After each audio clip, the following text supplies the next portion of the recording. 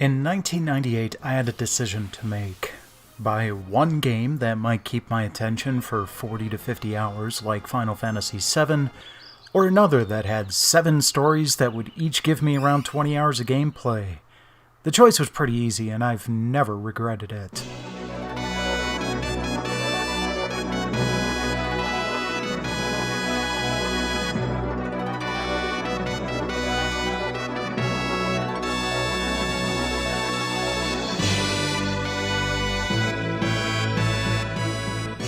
SaGa Frontier was released between juggernauts in the US, halfway between the hype of Final Fantasy VII and the news of an 8th installment on the horizon, so it's little wonder that this got overlooked. Unlike other games of the time that were trying to push the limits of 3D models and cinematic graphics with the 5th generation of consoles, SaGa Frontier packed a CD with gameplay and flashy 3D graphical effects tied to sprites and a huge set of worlds.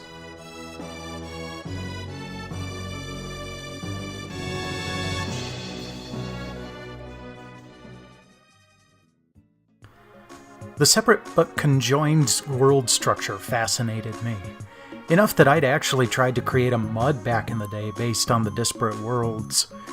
From Kurong to Omi, Mosparaberg to Manhattan, Shrike to Shingro, there's a huge variety of different environments, all joined by a network of ships that fly passengers across the void. The Magician Blue has a shortcut to all of this, but we'll cover that in a bit. Gameplay is pretty typical for a JRPG, but it's got a lot of depth.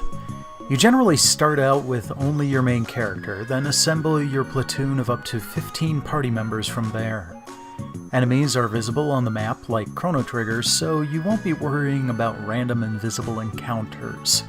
Once in combat, you can select your battle party of 5 from one of the 3 teams that you've assembled. The battle system is... wow. Where do I start? Humans can learn new skills and spells. Monsters absorb the abilities of organic enemies. Mechs can use equipment and parts to augment stats. Mystics can absorb skills into their weapons. Magic users can learn new spells after gaining the gift for a chosen school. Attacks, abilities, and spells can be chained together into stronger combos. Before I wander too far from the battle system, I should talk about magic specifically in this game. All humans and mystics can learn magic, and you can actually buy most of the basic spells, but every school of magic has a quest to complete that can give you the gift for that magic class and learn stronger spells. This is highly recommended, and not just for the magic, it's also critical fodder for buffing up your party. Choose carefully though, there are opposing schools, so if you get the gift for light magic, for example, you can't get the gift of shadow. Same goes for arcane and rune magic. Blue again gets to break this rule during his quest. All of this makes me very glad I picked up the official strategy guide at the same time. Which reminds me of one more tidbit before I get into the stories themselves. Taconomics. Named after the QA tester that spotted the trick, it's a clever little exploit that can get you nearly infinite credits after a small investment. As the saying goes, you need money to make money, so it's best to get about 7,500 credits before you start this trick. Take that hard-earned cash to Nelson via Omi and buy as many gold ingots as you can carry.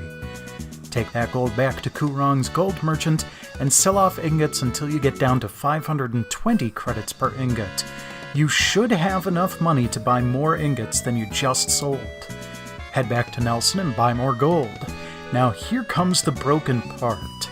Head back to Kurong, increase the number of ingots you're selling to the max, but do not sell them yet. Then decrease the number of ingots to sell to 0, and you'll notice that before you get there, you've already hit 0 credits per ingot. Now start walking it back up to sell all your ingots again, and you'll notice the ceiling of credits you can earn for each ingot has risen. Now walk it back down to 520, sell, and take a nice dive into all that filthy lucre. One quick warning, if you get a little too greedy and try to earn over 50,000 credits at one time using this trick, you'll lose all the ingots and credits you were trying to collect. Keep around 20 to 30k on you and you'll be set for just about anything that comes your way.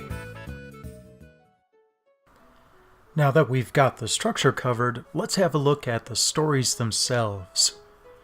Emilia's tale starts with her being framed for the death of her fiancé and sent to the prison known as Despair. This prison has a strange custom, however. If you're able to touch the Freedom Rune deep in the bowels of the facility, you're granted a pardon. She teams up with fellow prisoners Liza and Annie to make a go at it and find her fiancé's true killer. T-260G is a combat mech who is found by time in a junk-filled crater. His memory has deteriorated in the tens of thousands of years since deployment, and he seeks to recover information on his primary mission. Ricky, a lummox from Margmel, is tasked with finding a set of rings that the elder of his village believes may be the only hope of saving their dying world.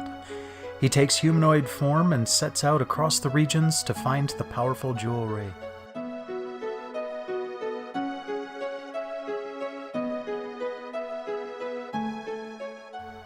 We meet Blue on his graduation day from an academy in the Magic Kingdom.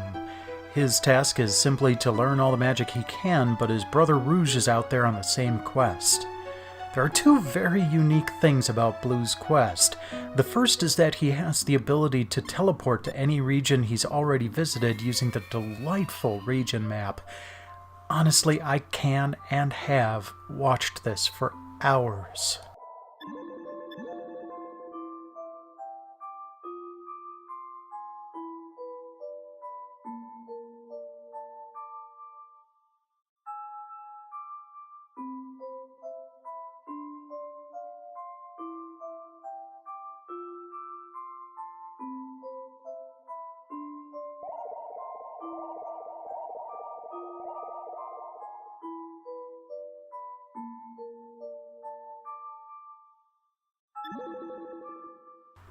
Secondly, he is the only one who is able to eventually break the rule of only earning the gift for one type of opposing magic. This also really breaks the game. You can do some insane combinations when it's all opened up to you. Acellus has my favorite storyline. She was accidentally killed by a carriage carrying the Lord of Mystics Orluge. He infuses her with some of his own blood to bring her back to life, tossing her into a power struggle for Fascinatoru. Red has a similar brush with death at the beginning of his quest, but is saved at the last minute by the hero Alcarl, who grants him heroic powers, turning him into the mighty Alkaiser. He wants to use these powers to find the leader of the Black X Gang, but the rules of heroics may not allow him to find that closure.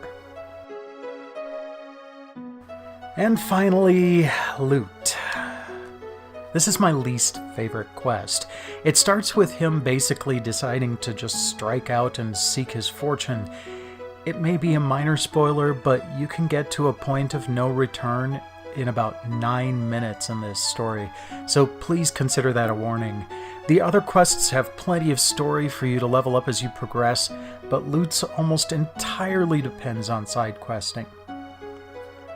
Now, those are the 7 main stories, but Emilia's story has 2 different endings, Acellus's has 3, and Blue's has a midpoint divergence of sorts that can alter the color of the last half of his story.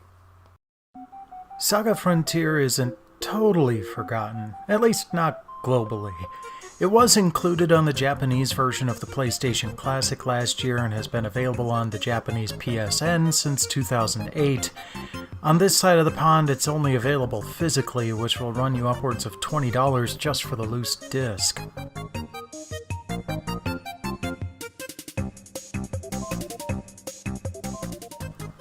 SaGa Frontier is actually part of a series, starting with the Romancing Saga line on the Super Nintendo and the Game Boy games that were rebranded here as Final Fantasy Legend. It also has a few descendants in the watercolor and piano-laden SaGa Frontier 2 and the, you know what, let's just skip Unlimited Saga. I reviewed that unfortunate entry last year as part of a look at Squaresoft games released on the PS2 before the Square Enix merger. All in all, SaGa Frontier is one of my all-time favorite games. There's just so much here crammed into a single disc that I would recommend it to anyone that's a fan of classic JRPGs and who might have missed it the first time around. And if you can't get it, drop by my Twitch channel. I've recently completed a Celis's quest, but I'll be going through the other 6 over time. Thanks for joining me on another gaming trip down memory lane. Please like, subscribe, spread the word, and I will see you next week with a first trophy feature.